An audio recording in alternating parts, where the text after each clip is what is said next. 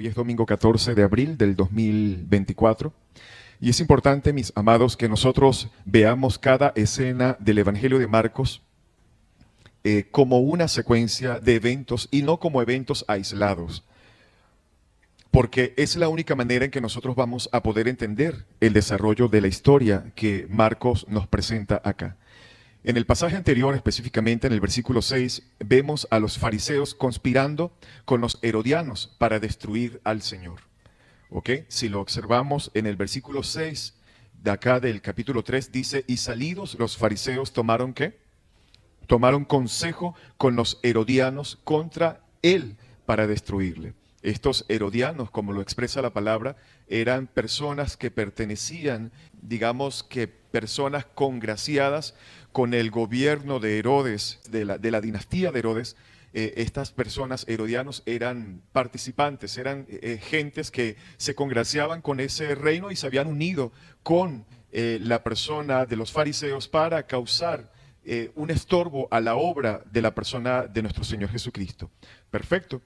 A continuación, pues veremos lo siguiente. Y la pregunta es, ¿qué era lo terrible? ¿Qué era lo terrible que de alguna manera había hecho que estos hombres quisieran destruir a nuestro Señor Jesucristo? Simplemente porque Él había sanado a un hombre en el día de reposo. Perfecto. Los fariseos eran hombres que tenían un concepto equivocado de Dios y por eso mismo tenían un concepto equivocado de ellos mismos. Estos fariseos tenían un concepto totalmente errado de la persona de Dios y eso por consecuencia los llevaba a tener un concepto completamente errado de ¿quiénes? De ellos mismos. Perfecto. Por lo tanto, si el concepto de la fuente que para ellos creían que era la verdad estaba errado, por supuesto, todo lo que ellos hacían iba a estar ¿qué? Distorsionado y completamente errado. Bien, ahora, ellos no podían darse cuenta de cuán profunda era la pecaminosidad de sus corazones. Ellos no podían darse cuenta de eso, porque ellos no se examinaban a la luz de la perfecta santidad de Dios, sino que se comparaban con aquellas personas que no seguían al pie de la letra todas las reglas que ellos habían añadido a la ley. Y he allí el gran error. De manera que en vez de verse a sí mismos como pecadores, como culpables, necesitados de la gracia y la misericordia, los fariseos se veían como inalcanzables. Ellos se veían como los infalibles. Ellos se veían como las superestrellas del equipo de la hipersantidad. Y fue ese concepto tan elevado que tenían de sí mismos que los llevó a tener una reacción de tanto odio y tanta cizaña hacia el Señor Jesucristo. ¿Ok? Estos hombres quedaban sin argumentos delante de nuestro Señor Jesús y por eso ellos querían destruirlo, querían sacarlo de escena completamente. Hoy continuamos en el versículo 7, puede ubicarse allí, donde Marcos nos presenta una escena completamente distinta, una escena que contrasta radicalmente con esa secuencia de controversias que hemos estado viendo en las últimas semanas. ¿Ok? Acá nos estaremos presentando ante un escenario donde específicamente vemos dos cosas. Vemos primariamente a una multitud que se desenfrena detrás de la persona de Jesús por obtener ciertos beneficios y también vemos a unos discípulos que posteriormente, después de Jesús salir de la escena de la multitud, comienza a llamar a unos apóstoles, los cuales iban a ser instrumentos para la gloria de Dios. Entonces nos encontramos acá con estas dos escenas. Perfecto. Ahora, mientras los fariseos están conspirando con los herodianos para destruir a Jesús, todos sabemos que el ascenso de su popularidad, la popularidad de Jesús, parece que era algo indetenible. Esta fama era descomunal. Miles y miles de personas comienzan a llegar de todas partes para ver al Señor Jesús. De todos los lugares, una ola de personas se avalancha sobre la persona de Jesús para ver lo que estaba sucediendo y sobre todo para obtener, para ver qué tipo de beneficios ellos podían de alguna manera sacar de su cercanía con el Señor Jesucristo.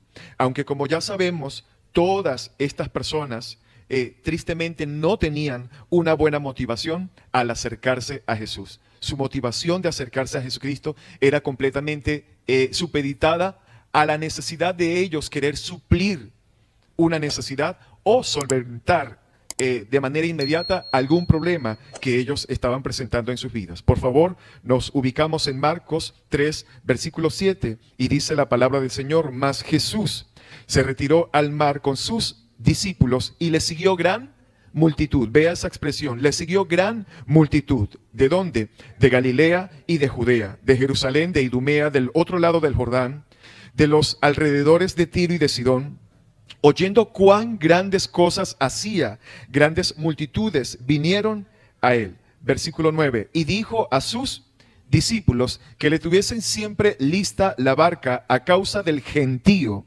para que no le oprimiesen.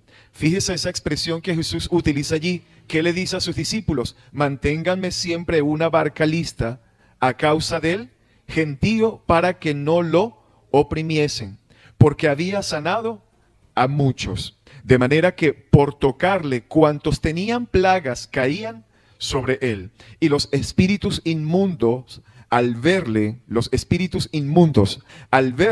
se postraban delante de él y daban voces diciendo: tú eres el Hijo de Dios. Mas él les reprendía mucho para que no le descubriesen. Bien, entonces acá vemos esta verdad. Ante la amenaza de los fariseos, Jesús decide evitar una confrontación antes de tiempo y se retira al mar de Galilea. Eso es lo que observamos acá. ¿Ok? Él se retira al mar de Galilea. Esto debido a que su fama se había extendido tanto, que provocaba literalmente una estampida de personas que venían de todas partes para recibir de él algún tipo de beneficio. Esta es la verdad. Marcos nos dice que muchos venían de Galilea, que era de donde Jesús estaba, y era la religión más al norte de Israel. Pero otros venían ¿de dónde? De Judea y de Jerusalén, que es la región más al sur, donde gravitaba, de alguna manera, allí gravitaba el centro religioso de la nación. Todas estas personas venían de diferentes lugares, de los cuales había una población mixta de judíos y de gentiles. Como sabemos, los gentiles, es decir, personas que no pertenecían a la nación de Israel. Eso lo sabemos. Ahora, aquí vemos una avalancha de gente, una avalancha que viene por todos lados, de todas partes. Imagínense Jesús allí, cerca de estos lugares, pero una avalancha de personas inmediatamente viene sobre él siguiéndolo para obtener algún tipo de beneficio. ¿Qué es lo que Marcos quiere que nosotros veamos aquí? Él quiere que nosotros observemos que las personas venían de todos los puntos cardinales.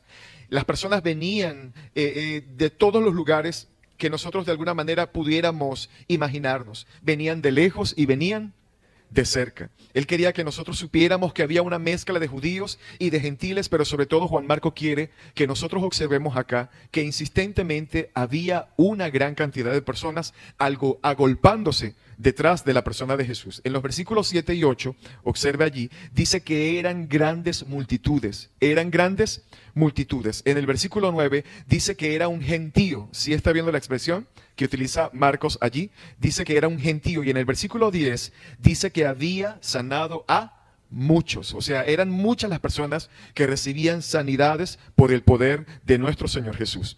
El Señor estaba en medio de miles y de miles de personas que lo apretujaban literalmente. Miles y miles de personas que estaban haciendo todo lo que estaba a su alcance para poder llegar hasta el Señor Jesús. Noten en el versículo 20, por favor, dice que se agolpó de nuevo la gente de modo que ni aún podían comer. ¿Sí lo está viendo?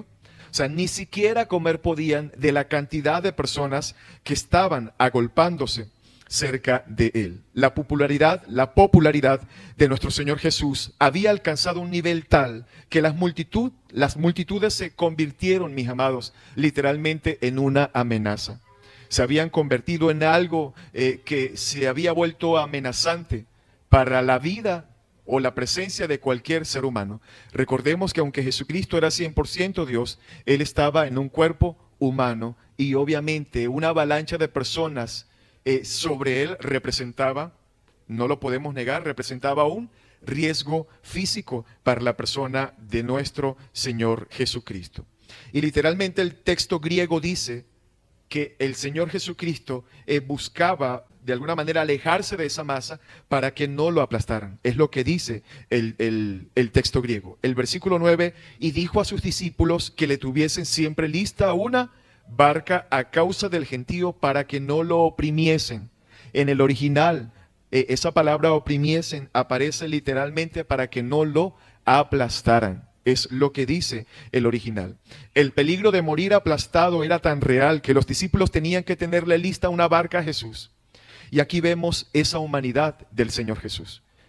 La necesidad de que hubiera un modus operandis para ellos poder salir inmediatamente cuando la multitud se acercaba. Pero ¿qué vemos nosotros en la multitud? Y es importante que lo tengamos acá en la mente, que de esa multitud, o en esa multitud, o en los corazones de esa multitud, había una perspectiva totalmente errada.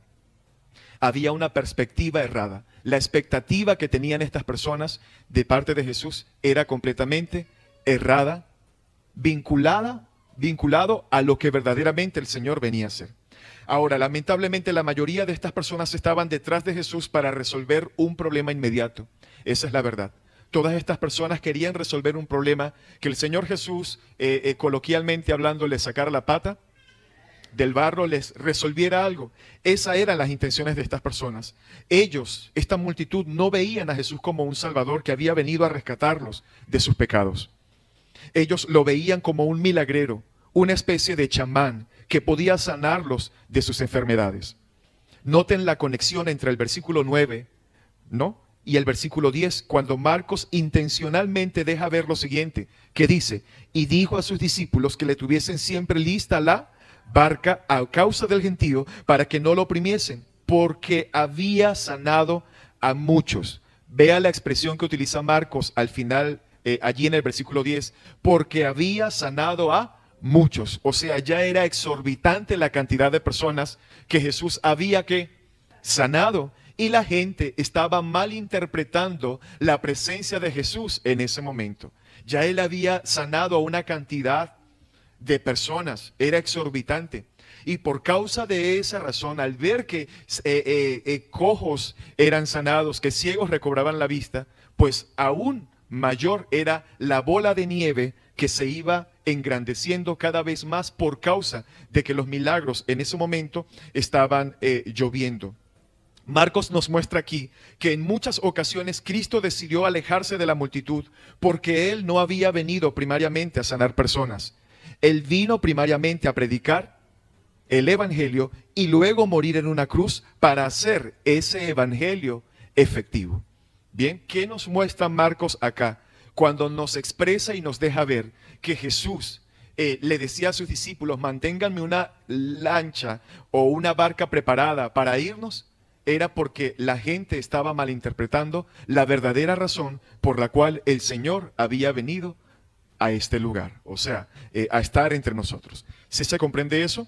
Recordemos la multitud que lo buscaba en la escena del capítulo 1, versículo 37 al 38. No sé si recuerdan que eso lo vimos. Verifíquelo por favor allí mismo. Esto es con Biblia en mano, a ver qué suenan esas hojas. Verifique capítulo 1, versículo 37 al 38. Jesús les dijo, vamos a los lugares vecinos. ¿Lo tiene? Recuerde que los discípulos llegaron, la gente te está buscando. La gente está, Señor, buscándote. Pero ¿qué dijo Jesús inmediatamente en el versículo 38 del capítulo 1? Jesús les dijo, vamos a los lugares vecinos. ¿Para qué? Predique también allí, porque para esto he venido. O sea, Jesús está dejando claro allí que ciertamente Él tenía el poder de sanar las personas y Él no tenía ningún problema en hacerlo, ¿no? Todo esto era necesario porque el pueblo de Israel, por supuesto, venía en un contexto donde ellos venían de ver cualquier cantidad de milagros. Ellos salen de Egipto, ¿recuerdan eso? Ellos salen de Egipto y una de las cosas que ellos necesitaron ver para poder creer en el poder de Dios era todos esos milagros que el Señor permitió, como sacarlos de Egipto, abrir el Mar Rojo. ¿Se acuerda de eso? Entonces estas personas de alguna manera venían acostumbrados a eso y el Señor en su misericordia permitió aquí, aún en el Nuevo Testamento, con la venida de Jesucristo, seguir manifestando esos milagros y esas señales. Pero no era en sí los milagros y las señales lo más importante en el ministerio de Jesús, porque probablemente la gente se podía sanar, pero de igual manera, sanitos y saludables se iban directamente ¿a dónde? al infierno. Y Jesús tenía muy en claro eso. Él lo dice porque para esto he venido. ¿Para qué? Para predicar el evangelio, que es lo que verdaderamente trae salvación. ¿Ok? Ciertamente Jesús era compasivo, Jesús sanaba a las personas, pero Él no había venido solamente a sanar cuerpos que después se irían a arder en el infierno. Y esto tenemos que tenerlos nosotros completamente claro. Martin Lloyd-Jones, un predicador del siglo XX, un siervo del Señor, y yo recomiendo abiertamente todas sus predicaciones, aunque esta persona ya falleció, están en YouTube y ustedes las pueden buscar. Martin Lloyd-Jones. Él era un gran doctor en medicina y de hecho, según su historia, él llegó a ser asistente del médico de la reina de Inglaterra a principios del siglo XX. Pero en una ocasión él se puso a pensar, ¿qué es lo que estoy haciendo yo con la medicina? ¿Sanar personas para que sigan pecando más? ¿Yo estoy enviando gente saludable al infierno? Martin Lloyd-Jones fue uno de los siervos de Dios más influyentes en cuanto a la predicación expositiva del siglo pasado. Bien. Ahora, llegó un momento en que este hombre ciertamente se dedicó a la predicación del evangelio. Es un expositor excelente. De hecho, muchos estudiosos de este tiempo, teólogos, reconocen a Martin Lloyd-Jones como uno de los más prominentes, más sobresalientes de lo que es la predicación expositiva. Perfecto. Pero este hombre había entendido que de alguna manera, si él quería ser eficaz en cuanto al servicio al Señor, él tenía que atacar la verdadera enfermedad que el humano tenía, y era el pecado, ¿no? Entonces es muy importante reconocer esto. Ciertamente, yo no estoy diciendo acá si alguno es doctor, si alguno ejerce algún tipo de profesión, que deje eso para dedicarse a predicar el evangelio. Eso solamente puede ocurrir si Dios trata directamente con ¿quién? Con usted, ¿no? Obviamente todos tenemos responsabilidades, pero sí debemos considerar esto de este hombre.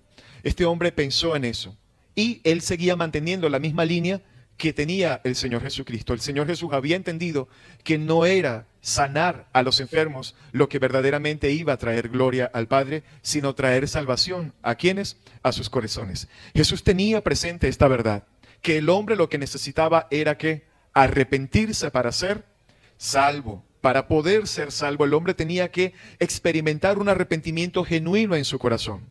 Y el mar de gente seguía creciendo.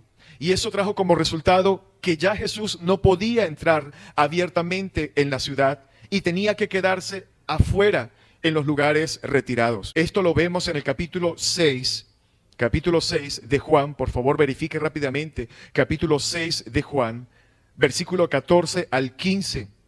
Que dice que aquellos hombres entonces, viendo la señal que Jesús había hecho, dijeron, este verdaderamente es el profeta que había de venir al mundo.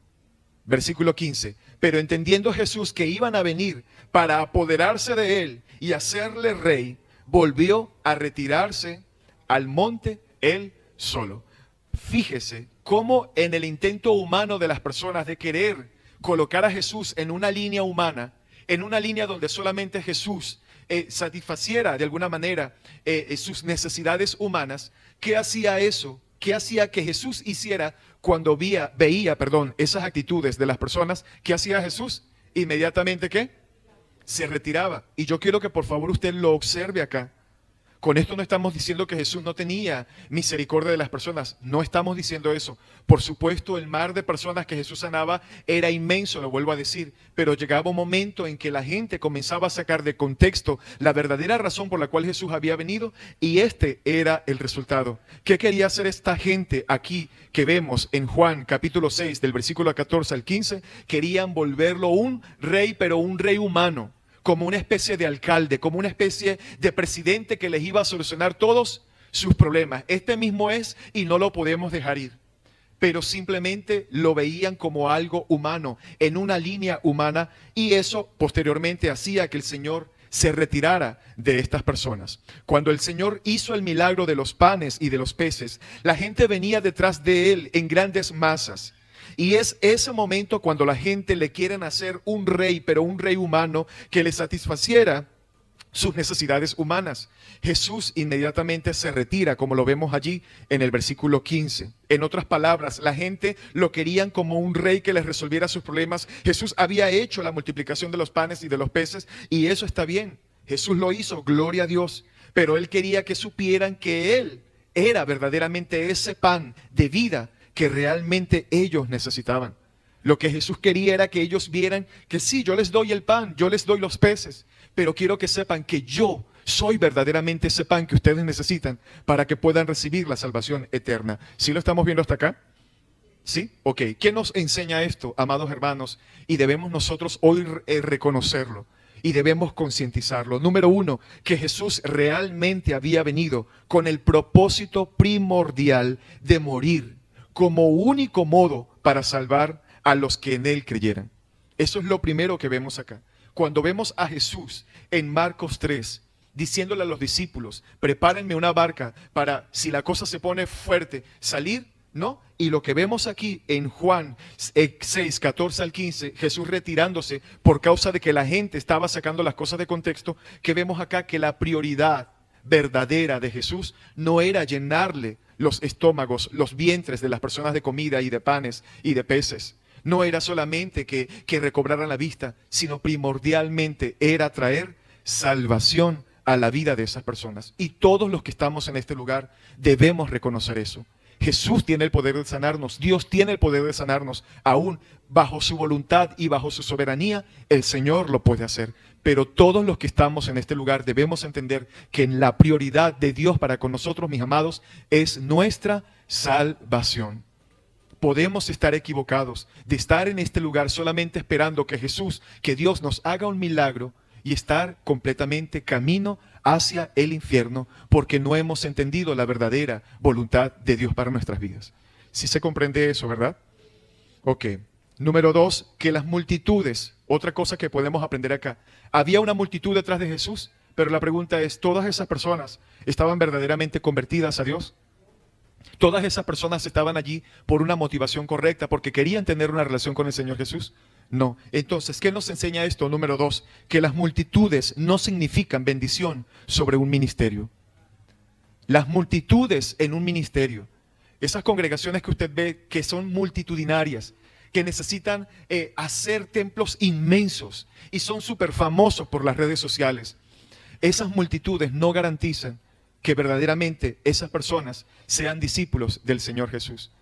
Porque probablemente, y yo no estoy atacando aquí a nadie, probablemente la mayoría de esas personas no puedan estar o tal vez no estén en ese lugar porque verdaderamente quieran rendirse al señorío de Jesucristo. Entendamos lo siguiente, las multitudes no son en sí mismas una señal de la bendición de Dios sobre un ministerio. Porque aquí vemos en Jesús, en el mismo Señor Jesús, una multitud, una avalancha de personas detrás de Él, pero no todos ellos eran verdaderamente discípulos, no todos ellos habían nacido de nuevo, no todos ellos estaban edificando su vida verdaderamente en la persona de Jesús. ¿Ok? Entonces, ciertamente no es el número lo que determina eso. Ciertamente puede haber una congregación grande donde verdaderamente la gente esté viviendo una vida rendida al Señor y no podemos negar eso. Si son muchos o si son pocos, lo que debe ser evaluado es la fidelidad de ese ministerio en predicar el Evangelio de Cristo y el hecho de que hayan personas abrazando ese Evangelio de todo corazón con todo lo que eso implica. Eso es lo que verdaderamente refleja la bendición en un ministerio. Cuando hay personas que verdaderamente están predicando la palabra, que están predicando el verdadero evangelio y sobre todo cuando hay una iglesia, un cuerpo de Cristo, abrazando todo lo que el evangelio implica para la vida del creyente. ¿Cómo podemos afirmar que las multitudes no significan que un ministerio está verdaderamente agradando a Dios? Bueno, mis amados, sencillo. Porque de los miles que seguían a Jesús, cuando Él multiplicó los panes, cuando Él hizo todos los milagros, de los miles que lo seguían, cuando Jesucristo ascendió a los cielos, ¿verdad? Y Jesús envía a su Espíritu Santo sobre los creyentes. ¿Cuántos creyentes habían en el aposento alto? ¿Cuántos habían? De los miles, solamente habían ¿cuántos? 120. Entonces, esto nos enseña que esto es como una especie de filtro, filtra el evangelio verdadero, predicado y enseñado como es, filtra las multitudes de los verdaderos creyentes, porque son los verdaderos creyentes los que abrazarán el verdadero evangelio y estarán dispuestos a tomar la cruz para ir en pos del Señor. ¿Sí se entiende esto acá? La pregunta es, ¿dónde estaba la multitud que los seguía por causa de los milagros? ¿Por qué solamente 120 personas decidieron esperar con fe hasta que se cumpliera la promesa que Jesús les había dejado? ¿Dónde estaban todas esas multitudes? Esto debe ser de mucha reflexión para los que estamos hoy acá. Es más, mis amados, ni Pedro, ni Andrés, ni Jacobo, ni Juan, ni Leví empezaron a seguir a Jesús porque ellos habían o hayan recibido algún milagro en ese momento que el Señor Jesús los llamó. Más bien ellos estaban dejando cosas, ¿para qué? Para seguir al Señor Jesucristo. Y son precisamente estos los que siguieron, mientras que las masas que recibieron los milagros, que recibieron las señales, que fueron alimentados, sencillamente, mis amados, no llegaron a ese aposento alto. ¿Sí se comprende esto? Todos se fueron y regresaron a sus vidas mundanas. ¿Qué hicieron estas multitudes que vemos acá desplegadas a través de Jesús? No estuvieron en el aposento alto en el día de Pentecostés. Todos lo sabemos, ¿no? ¿Qué hicieron todos ellos? Se fueron y regresaron a sus vidas mundanas. ¿Por qué? Porque se desilusionaron al ver que Jesús no era lo que ellos pensaban que era. Y esto, mis amados, es lo que sucede con cualquier cantidad de personas que son invitadas a las congregaciones con falsas expectativas. Ve a la congregación y tu problema se va a acabar. Ven conmigo a la iglesia y tú te vas a dar cuenta cómo eso es bonito. Mira, ahí tú te vas a sentir relajado, no sé, algo te va a pasar, algo te va a suceder. Dios te va a hacer tu milagro. Dios va a hacer que tu marido regrese. Dios va a hacer tal cosa, tal milagro en tu vida. Y ciertamente Dios puede hacer todas esas cosas. Pero cuando nosotros hacemos estas promesas en una falsa expectativa emocional, puede suceder que cuando esas personas lleguen y ven que no, esas cosas no están sucediendo, se van a sentir como desilusionadas, decepcionadas, y así por donde llegaron se van a ir. ¿Por qué? Porque ellos no vinieron buscando a un Salvador, sino que vinieron buscando a alguien que les hiciera un milagro.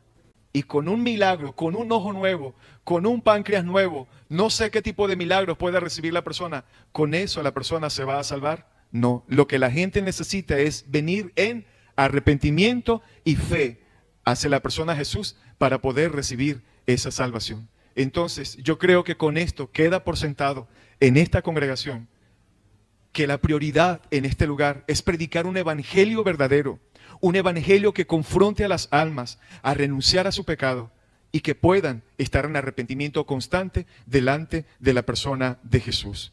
Eso es lo que suele ocurrir con aquellos que siguen a Jesús por razones equivocadas, terminan completamente desilusionados. Aquí aprendemos que el evangelio no se trata de tener una vida cómoda. Bien, el evangelio no se trata de tener una vida cómoda. El evangelio no se trata de tener una vida sin problemas. El evangelio no se trata de caminar a través de la vida por un camino de rosas. No, mi amado, esto no es así. Que el evangelio no es una tarjeta de crédito de esas negras, ¿sabe? Infinitas, donde andas con ella haciendo todos tus sueños realidad. El evangelio no es una tarjeta de crédito que se te entrega, donde tú andas por la vida, ¿sabe? Raspando y con eso solucionan los problemas.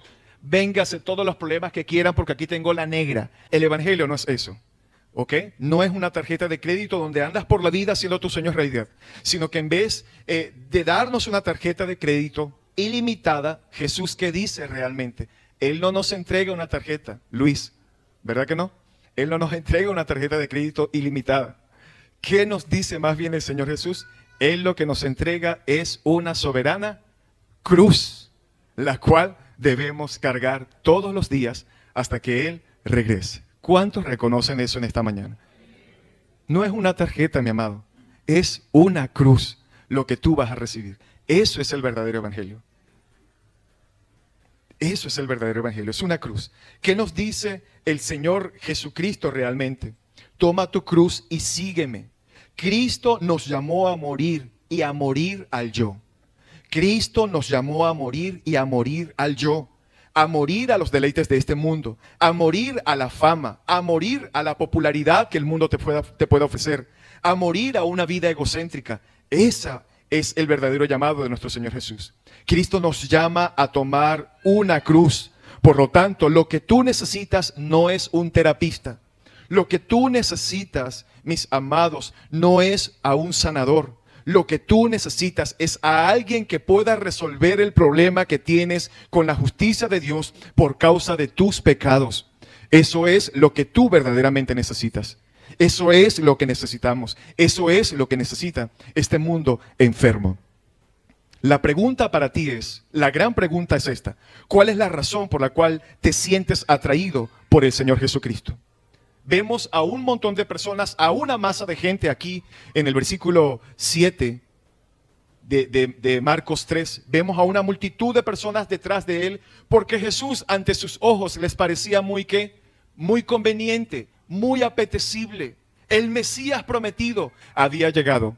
El problema es que cada uno de ellos tenía un concepto y una visión y una óptica totalmente errada de la persona de nuestro Señor Jesús. Cada quien lo veía a su propia conveniencia. Y todos lo sabemos porque en la pluralidad que vemos de los judíos, de los diferentes judíos que habían, cada uno lo veía con ojos diferentes.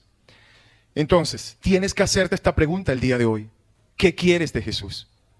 ¿Qué esperas de Jesús? Y básicamente de eso se trata esta predicación en este día.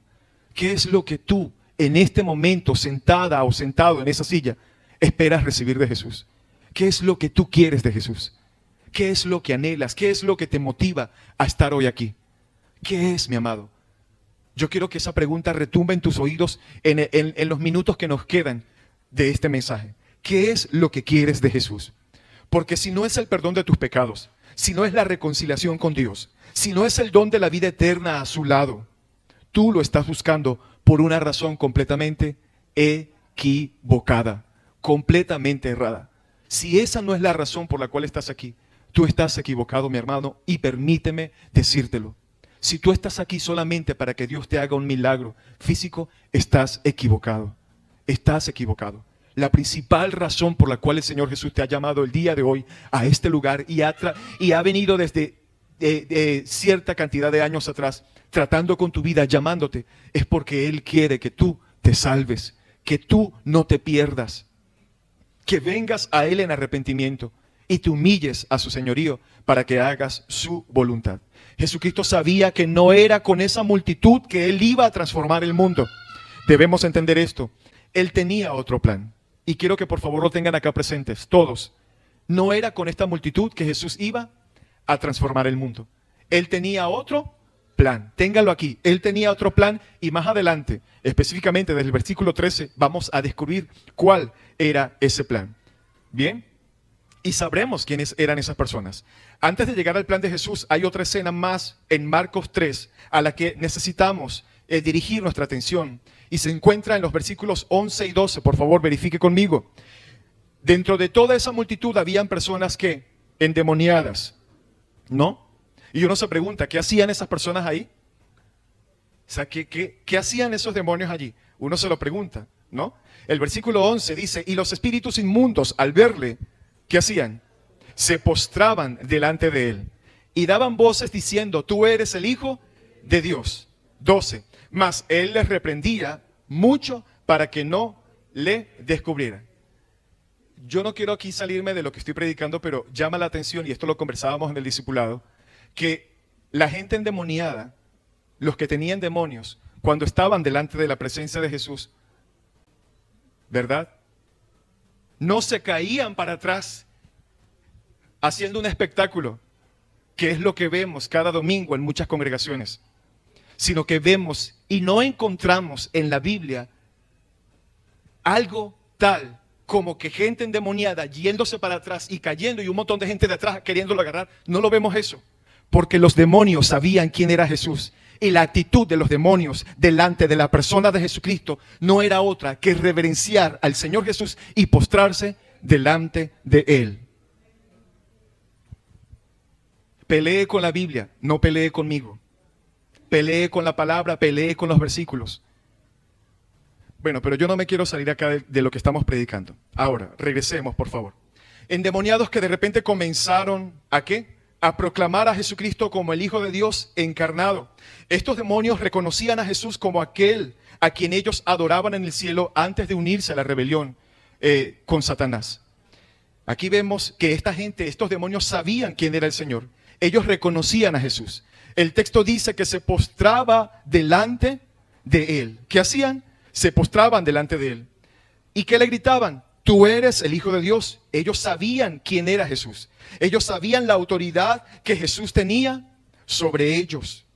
En ese sentido, la teología de los demonios definitivamente era mejor que la de los fariseos. O sea, los fariseos tenían más reverencia delante de Jesús, los demonios tenían más reverencia delante del Señor Jesús que los mismos fariseos. Y es una verdad. Y esto lo vemos en Santiago capítulo 2:19. Tú crees que Dios es uno. Tú crees que hay un solo Dios. Bueno, los demonios también creen. ¿Y qué pasa? Y tiemblan. Así que, mis amados, si hay alguien acá que cree que Dios es uno, pero no rinde ante el Señor o no se rinde ante su señorío, ese alguien solo tiene la fe de estos demonios. Si tú dices creer en Dios, pero aún no has rendido tu vida al Señor Jesucristo, tu fe es la misma que la de estos demonios. Porque ¿qué hacen estos demonios que Santiago dice acá? ¿Qué hacen? Creen, pero solamente ¿qué? Tiemblan, mas no buscan hacer la voluntad del Padre. Eso nos deja ver que definitivamente hay una fe falsa, una fe endemoniada, una fe donde solamente la gente dice, sí, yo creo en Dios, pastor, para la gloria del Señor, aleluya. Pero hasta ahí les llega, porque su vida no la han rendido verdaderamente al Señor. Ustedes los ven con sus apariencias entrando, con aquella falda arrastrándose, que de broma no se cae por la congregación, pero en la casa son víboras que no se sujetan ni a sus propios esposos. Esta es la verdad. Nuestras vidas deben estar rendidas delante del Señor Jesús, no solamente los 40 minutos o la hora y media que tú duras dentro del templo o de una congregación, sino por el resto de las horas de tu vida. ¿Sí se entiende esto acá? Ustedes saben, mis amados, o mejor dicho, ¿qué les decía aquí el Señor Jesucristo? Yo tengo autoridad sobre ustedes. Era la expresión, era lo que los demonios de alguna manera podían percibir del Señor Jesús. Ellos sabían que Jesucristo tenía autoridad sobre ellos. Ellos sabían que el Señor Jesús era Dios mismo y que podía mandarlos a callarse. Y esa era la expresión que él utilizaba. Mi orden es que se callen, cállense. Como el Hijo de Dios les ordeno, cállense. Y uno se pregunta, ¿y por qué Jesús los mandó a callar? ¿Cuál es la razón? ¿Cuál es este misterio? Se infieren muchas cosas, se deducen varias cosas, ¿no? Pero lo que podríamos hablar ahorita momentáneamente, hay otras cosas que podríamos hablar acá, es porque los demonios no tenían ningún interés en que las multitudes reconocieran a Cristo como el Hijo de Dios. Esos demonios no tenían interés de que la gente reconociera a Cristo como el Hijo de Dios.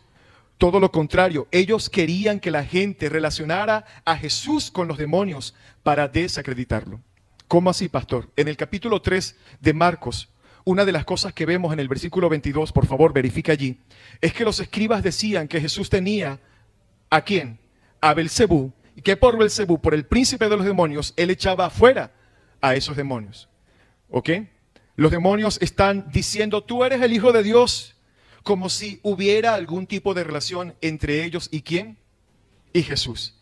Esto nos dice algo muy alarmante, y es que una verdad, y es una verdad muy crónica, y es que los demonios decían conocer a Jesús, pero no tenían una relación correcta con Él.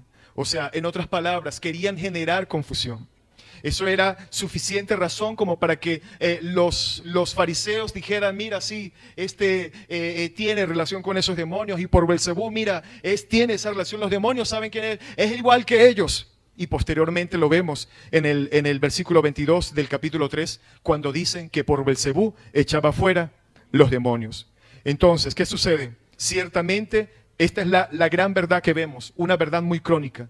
Los demonios decían conocer a Jesús. ¿Qué decían? Conocer a Jesús, porque tú eres el Hijo de Dios, véalo, por favor. Ellos están allí diciendo, te conocemos, sabemos quién eres. Perfecto, pero ¿qué sucede?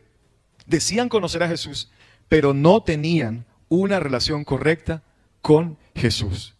Estos demonios estaban diciendo a gran voz, tú eres Jesús, nosotros sabemos quién eres. y de alguna manera esto los convertía en una especie de anunciantes de Jesús. O sea, ellos estaban como que anunciando ¿a quién? A Jesús. Pero, aunque los convertía como en una especie de anunciantes de Jesús, pero que existían de manera contraria a la voluntad de Jesús. Y Jesús no quería que ellos fueran quienes anunciaran la identidad verdadera del Señor Jesucristo. ¿Sí lo está viendo allí?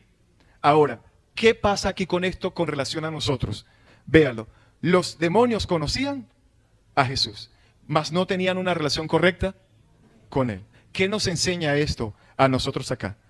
Que uno de los más grandes tropiezos del Evangelio en el mundo incrédulo, o sea, allá afuera, es que hay un montón de personas hablando de Jesús, pero viviendo vidas completamente inconstantes o inconsistentes con el mensaje que Él está predicando. No sé si me explico. Los demonios conocían a Jesús, estaban anunciando a Jesús. Es el Hijo de Dios, ¿no? De la misma manera, hay un gran porcentaje de personas que dicen conocer ¿a quién? A Jesús. Yo lo conozco, yo me congrego. Sí, allí en la iglesia esa, la que está ahí al frente de la Plaza Miranda. Pero al igual que los demonios, la vida de esas personas que están hablando de Jesús está completamente en inconsistencia con lo que están diciendo, con el Jesús que ellos dicen con sus labios conocer o tener. No sé si me explico. Y eso es un error muy garrafal en nuestro contexto en este tiempo. ¿Ok? Y en el caso de los demonios, Jesús sabía que no era el tiempo apropiado y que ellos no eran los mensajeros adecuados para revelar la verdad de que Él era el Hijo de Dios. ¿Eran los demonios las personas adecuadas o los seres adecuados para que anunciaran que Jesucristo era el Hijo de Dios? Por supuesto que no. Bien, ahora aquí llegamos al versículo 3, al 13 al 19. Quiero que por favor se dirijan allí. Así llegamos al versículo 13 al 19. Y aquí vemos nada más y nada menos que la elección de sus discípulos. Aquí vemos la elección de los apóstoles que iban a pasar a ser el fundamento donde la iglesia del Señor iba a ser edificada. Aquí nos topamos con un cambio brusco de escenario. Si repasamos, veremos que en el versículo 6, los fariseos están conspirando con los herodianos, ¿para qué? Para destruir, para matar a Jesús. En el versículo 7, el Señor está siendo seguido por miles de personas. ¿Lo está viendo? Versículo 7, hay una multitud detrás de Jesús. Pero ahora de repente en el versículo 13 del capítulo 3, el escenario cambia de la playa a la montaña, de los muchos a los pocos. En el versículo 6, los fariseos están conspirando con los herodianos para matarlo, y allí lo sabemos ya, ¿no? Pero aquí vemos que el Señor Jesús pasa de los muchos a los pocos, de los que van detrás de Jesús únicamente para resolver un problema inmediato, a aquellos que eran verdaderamente llamados por Jesús para seguirlos y para servirle. ¿Ok? Vemos ese contraste, vemos un contraste de los muchos a los pocos, de los que iban detrás de Jesús únicamente para resolver un problema y aquellos que son llamados por Jesús para seguirle y para servirle. Versículo 13, por favor, lea conmigo. Después, ¿subió a dónde? Al monte y llamó así a los que Él quiso. Fíjese, llamó así a los que Él quiso. O sea que este asunto es del que el Señor Jesús quiere llamar. No de nosotros, no de ti, no de tu humanidad, no de tus prejuicios, no de tus ideas preconcebidas. Porque muchas veces nos convertimos en eso, en selectivos. No, a fulanito de tal yo no creo que Dios lo haya llamado. No, a mi vecino, pastor, por favor, mire, de verdad, yo sinceramente le digo algo. Yo no creo que Dios tenga salvación para ese hombre. ¿Quién eres tú? ¿Quién eres tú para decidir quién entra al reino de los cielos por medio de la gracia del Señor Jesús? Ninguno de nosotros. Vuélvalo a leer. Dice, versículo 13, después subió al monte y llamó así a los que Él quiso. ¿Y qué sucedió? Acto seguido, y vinieron a Él. 14, y estableció ¿a cuántos? A 12, para que estuviesen con Él. Fíjese, por favor, analice por favor cada palabra y pídale al Espíritu Santo que le ayude, que nos ayude. Fíjese esa expresión, 14, y estableció a 12, para que estuviesen con Él. Vea esa expresión, para que estuviesen con Él. Y posteriormente, ¿para qué? Enviarlos a predicar. y que tuviesen autoridad para sanar enfermedades y para echar fuera demonios, a Simón, a quien puso por sobrenombre Pedro, a Jacob, hijo de Zebedeo, y a Juan, hermano de Jacobo, a quienes apellidó Boanerges, esto es, hijos del trueno, a Andrés, Felipe, Bartolomé, Mateo, Tomás, Jacobo, hijo de Alfeo, Tadeo, Simón el cananista, 19, y Judas Iscariote, el que, y fíjese esa expresión, en todas las ocasiones que los discípulos o los apóstoles son nombrados, al final, ¿cuál es la expresión que se dice? Y Judas el que, en la mayoría de esa lista siempre dicen eso, en los 4 evangelios se dice eso, y Judas el que lo entregó, y vinieron a casa. ¿Qué podemos reflexionar acá? Obsérvelo por favor y asimile esto y entiéndalo y llévelo a su corazón y aplíquelo y pida al Señor que lo aplique en su vida. Aquí podemos reflexionar, ¿no? En lo siguiente, ¿por qué usar hombres? ¿Por qué Dios no manda a sus ángeles o no mandó a sus ángeles a llevarse a su pueblo? ¿Por qué Dios no hace tronar su voz desde el cielo y todo el mundo sencillamente creería y no le quedaría de otra que arrepentirse? Si hay algo, mis amados, que debemos entender, es que no hay un plan B. No hay un plan B. No existe un plan B. Dios desde el Edén tenía un plan A. Y ese plan A sigue siendo suficiente. Sigue siendo suficiente. Que del vientre de qué? De la mujer saldría, de esa simiente saldría la salvación para la humanidad. Dios sigue teniendo un plan A. Él no necesita improvisar. Dios solo tiene un plan. Y ese plan es llevar a cabo la tarea de dar a conocer su evangelio a través de hombres falibles, limitados y débiles, como tú y como yo. Él decidió, tú debes entender que es algo que Él decidió soberanamente. Él decidió soberanamente colocar ese tesoro del evangelio, y esto lo digo en el contexto de la elección. Fíjese lo que estamos leyendo acá en el versículo 13. Estamos hablando de la elección de los 12 apóstoles, ¿no? De esos discípulos. Él decidió colocar ese tesoro del evangelio ¿en qué? En vasos de barro, para que la excelencia del poder sea ¿de quién? De Dios y no nuestra, no de los hombres, según la de Corintios 4:7. Pero tenemos este tesoro ¿en dónde? En vasos de barro, para que la excelencia del poder sea de Dios y no de nosotros. Estas palabras de Pablo no nos presentan un contraste entre el valor indescriptible del tesoro del evangelio. O sea, el valor del tesoro del evangelio es indescriptible, amados hermanos. Y ha sido guardado en ministros, en vasos frágiles que se pueden romper. Pablo afirma que el propósito divino del poder de Dios se encuentra su demostración total en la debilidad humana. ¿Dónde se encuentra esa demostración del poder de Dios? En nuestra debilidad, en que Él ha depositado ese tesoro, ese evangelio, en simples vasos comunes y sencillos, frágiles, como tú y como yo, para que llevemos el mensaje a toda la humanidad. Bien, y eso es lo que estamos viendo aquí. El Señor está con toda esta multitud, pero ahora se retira de la playa con un grupo de hombres frágiles, un grupo pequeño de hombres frágiles. Se dirige ¿hacia dónde? Hacia la montaña, para alejarse de la demanda de la multitud, porque ciertamente tenían muchísima demanda, de la conmoción que había causado su popularidad. Y aquí es necesario que leamos un texto paralelo que tiene relación con esta escena, debido a que Lucas nos dice lo que Jesús hizo horas antes de elegir a esos apóstoles. Lucas capítulo 6, por favor, versículo 12 al 13. ¿Qué hace Jesús antes de elegir a sus 12 apóstoles? Lucas sí nos muestra esta verdad. Marcos no lo hace, pero Lucas sí nos da luz acerca de esto. Capítulo 6 de Lucas, versículo 12 al 13. En aquellos días, Él fue al monte ¿a qué? A orar. Y pasó la noche orando a Dios. Y cuando era de día, entonces ¿qué hizo después que oró? Léalo por favor. Llamó a sus discípulos y escogió a 12 de ellos, a los cuales también llamó apóstoles, ¿no? Entonces, ¿qué podemos observar acá si hacemos un paréntesis? ¿Qué estaba haciendo Jesús? Pues por supuesto, pidiendo dirección, afirmación, ¿de parte de quién? Del Padre, pidiéndole al Padre esa dirección antes de seleccionar a este grupo de hombres que habrían de llevar a cabo una labor de extrema importancia sobre todo este planeta. Ahora pensemos en esto, mis amados. En medio de un ministerio tan absorbente y con mucha presión alrededor como el ministerio de Jesús, y con tantas necesidades que satisfacer, el Señor sabía que Él tenía que apartarse a orar, aún en medio de todas las presiones que Jesús estaba experimentando en ese momento. Imagínese la multitud, imagínese la gente hablando mal, imagínese la presión de los fariseos, de los herodianos, de todas esas personas mal, los 12 apóstoles.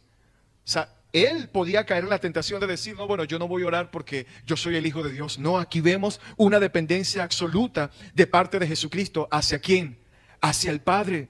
Para orar, para depender de Él, para decirle, Señor Padre, ¿qué voy a hacer? ¿Qué tengo que hacer? Muchos de nosotros, mis amados, ciertamente, y aquí hay una aplicación para nosotros, muchos de nosotros nos enfrentamos a la tentación diaria de dejar de orar en la mañana por el montón de cosas que tenemos que hacer. Y eso es exactamente lo que Jesús no hizo. ¿Él tenía presiones sobre su vida en ese momento de la elección de los apóstoles? Sí, tenía presiones. Y pudo haber caído en la tentación de no orar. Pero Él no lo hizo. Él oró, Él buscó el rostro del Señor. ¿Y qué debemos entender nosotros acá? Que muchos de nosotros somos enfrentados en la tentación diaria, en la mañana, antes de salir al trabajo, antes de empezar a hacer cualquier cantidad de cosas. Tenemos la tentación de no orar por causa de las presiones, por el montón de cosas que tenemos que hacer. Pero ese, mi amado, no es el ejemplo de Jesús. Jesús nos dejó ejemplo de que a pesar de todas las cosas que tenía que hacer, Él oró, Él dependió del Padre. ¿Sí lo podemos observar acá? Vemos, por favor, esta importancia, esto tan necesario en nuestras vidas.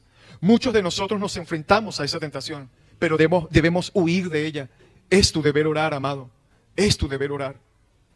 ¿Dónde se anticipa y se ve la caída de un creyente? Cuando éste descuida su relación con el Señor. Cuando dejas de orar.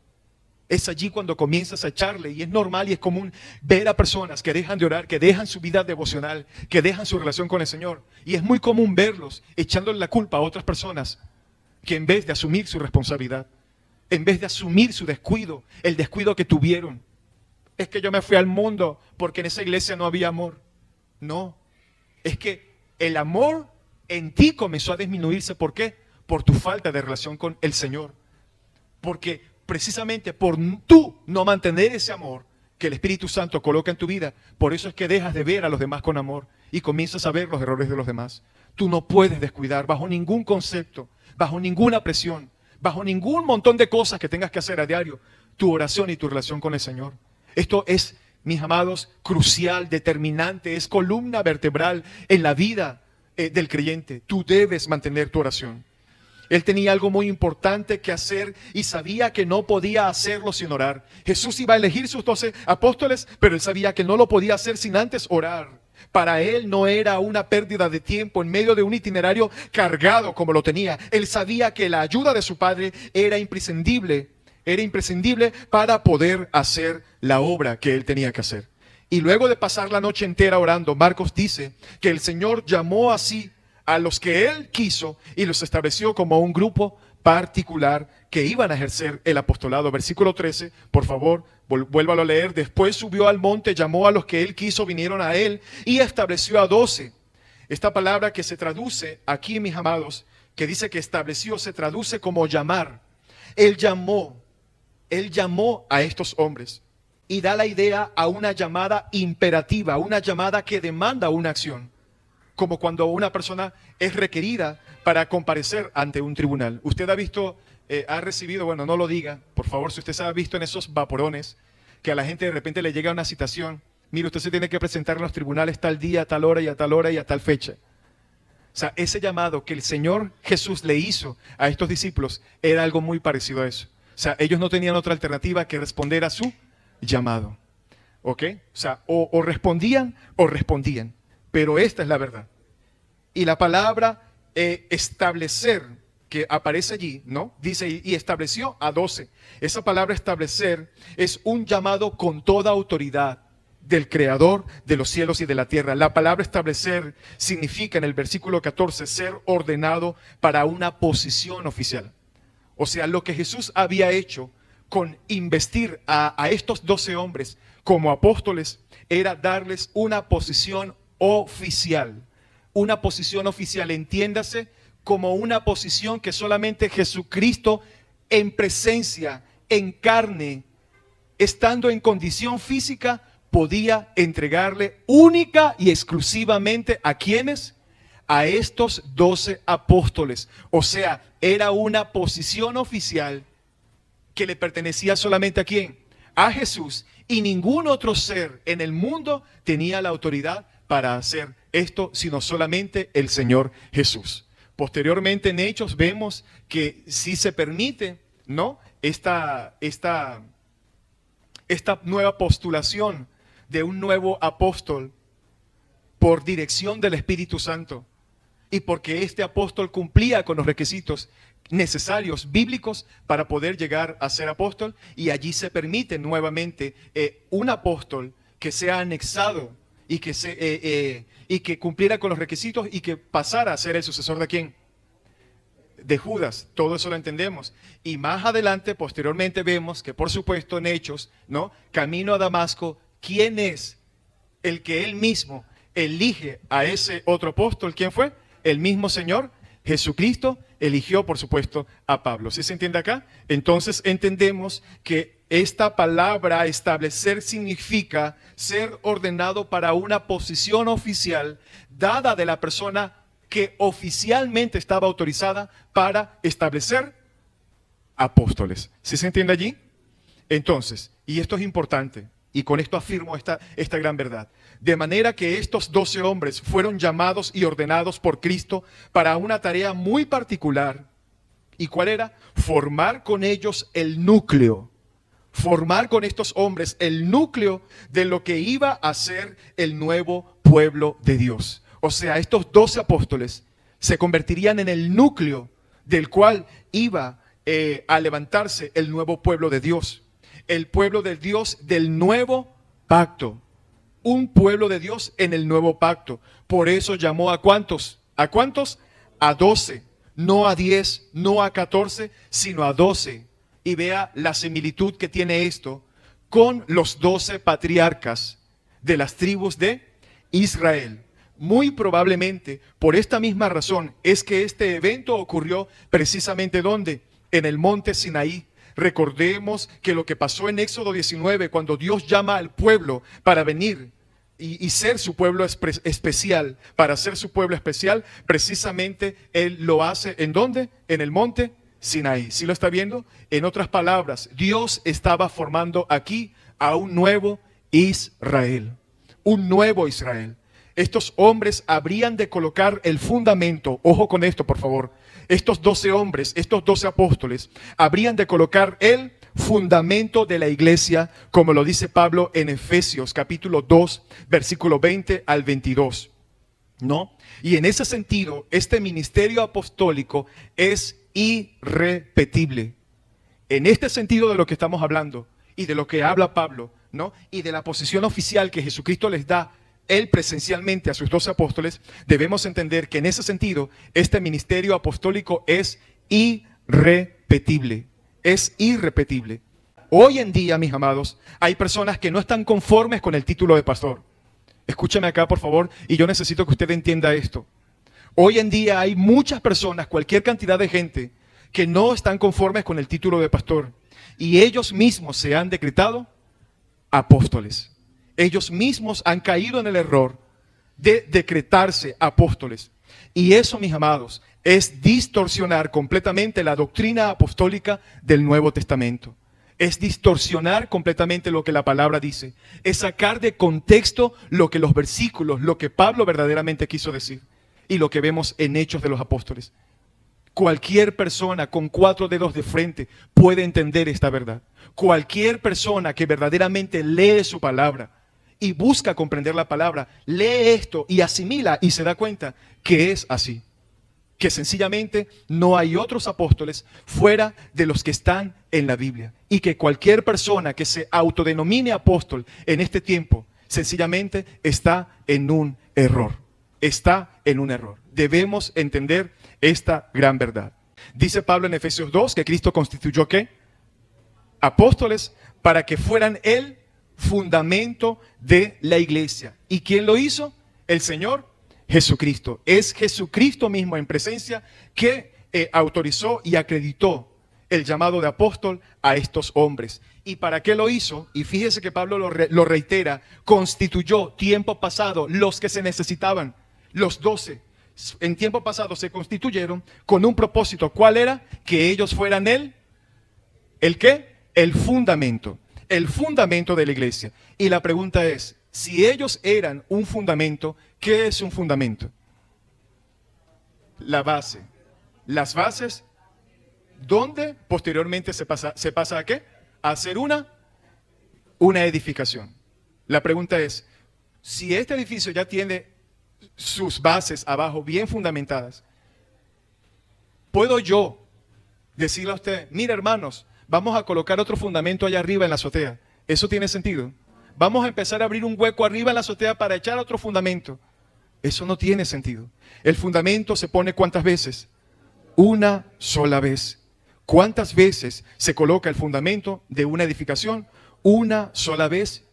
Y dicho sea de paso, y para siempre. Para siempre.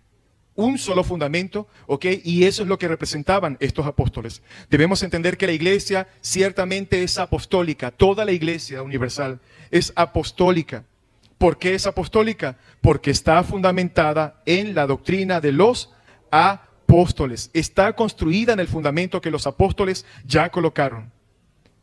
En el único lugar donde tenemos apóstoles hoy en día, mis amados, es aquí. Es en esta Biblia, ¿ok? En la palabra del Señor. Pero apóstoles que salen por allí en las redes sociales diciéndose, y muchos de ustedes vienen de congregaciones donde le decían que el fulanito de tal era apóstol. Ajá, la pregunta es, ¿quién lo llamó? ¿Quién lo colocó? Si la palabra nos enseña que hay requisitos, y uno de los requisitos que tenía que cumplir Matías, quien fue el sucesor de Judas, es que tuvo que haber visto presencialmente ¿a quién? Al Señor Jesucristo después de la resurrección, estar allí. Y bueno, otra cantidad más de requisitos que en este momento para eso son los discipulados, ¿ok? Ahorita no los vamos a tocar, pero es necesario comprender estas verdades, ¿ok?